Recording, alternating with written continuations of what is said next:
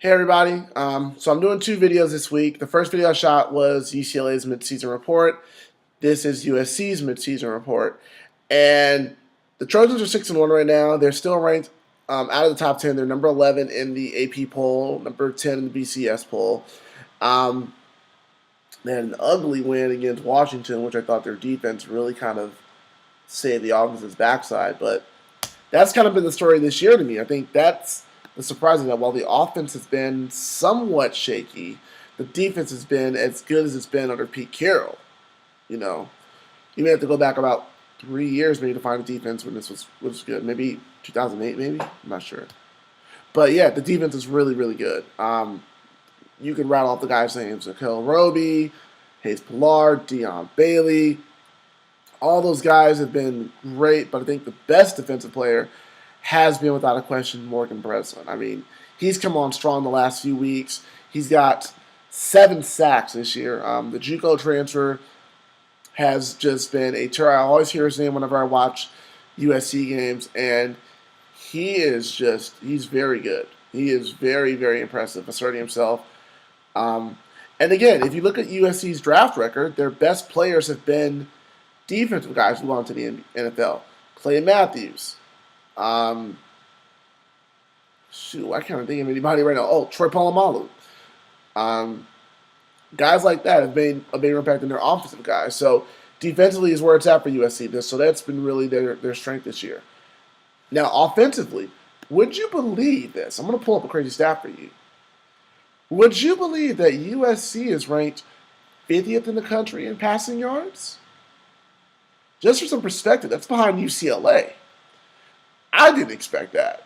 You know, with all the talk of, oh, this offense is the best offense USC's had. And I even said that. I thought this offense was going to be a whole lot better. But they're not. And I think you need to look at number 7, Matt Barkley, and ask yourself one question. Is he as good as everyone says he is? Last year he had a fantastic year. But I tell people all the time, I'm not sold on him in the NFL.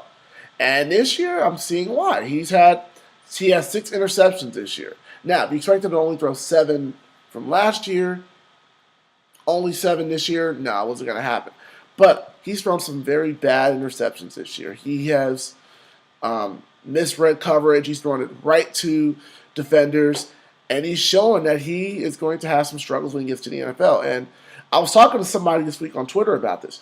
USC quarterbacks have struggled in the NFL, and I think you can look at it and say the Pac-12's defenses haven't been that great, and they've been getting exposed in the NFL. I mean, look at the last 10 years, as I wrote about last week in my Mark Sanchez column. Carson Palmer might still be great if he didn't shred his knee in the playoffs. Matt Leinart, obviously mentally not ready for the NFL.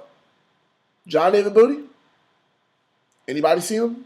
I haven't seen that dude since he got to the Vikings. I can't even say it with a straight face. Mark Sanchez. Mark Sanchez. Gosh. So yeah, Matt Barkley is going to be right behind him, I think. I'm not really impressed with him. But I am impressed with Silas Redd, though. Silas Redd is doing exactly what everyone thought he was going to be, a bruising tailback, someone who can move, get those tough yards, and get to the end zone. He's got all 6 of USC's rushing touchdowns this year. Let me just double-check that. He's got all 6 of their rushing touchdowns this year, and he's been a nice change of pace guy from Curtis McNeil, who I think should be getting some more touches. But Lane Kiffin is running Silas Redd, so good luck with that. Receiving-wise, Marquise Lee is picking up where he left off last year. He is currently 10th in the nation in receiving yards. Clearly, he's the number 1 wide receiver. I talked about him last week, his background. So he's been doing really well. I'm surprised Robert Woods isn't getting more balls thrown his way. Let's see. Marquise Lee has 54 catches. Robert Woods has 36. So only 18 fewer. He's averaging 10 yards a catch, Robert Woods. But he has 5 touchdowns, which is just 2 under Marquise Lee. So he's still being productive. I think it's luxury to have both of those guys, so you can't really complain about that. But team-wise, I thought they'd be undefeated. They lost to Stanford again. But I don't think USC should struggle the rest of this month. They have this schedule awaiting them. They have Colorado on Saturday, which should be a ugly game. And this might be the worst beating the Buffaloes have seen since America slaughtered the Buffaloes back in the 19th century. I'm just straight up. It's going to be ugly. And it's home. Yeah, you poor Colorado. It ain't going to happen. But the rest of their schedule, they're at Arizona, which should be a nice shootout, I think, unless USC's defense takes them out. Then comes the bookend for November.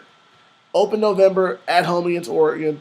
Close November against Notre Dame at home. Those should be great games to watch.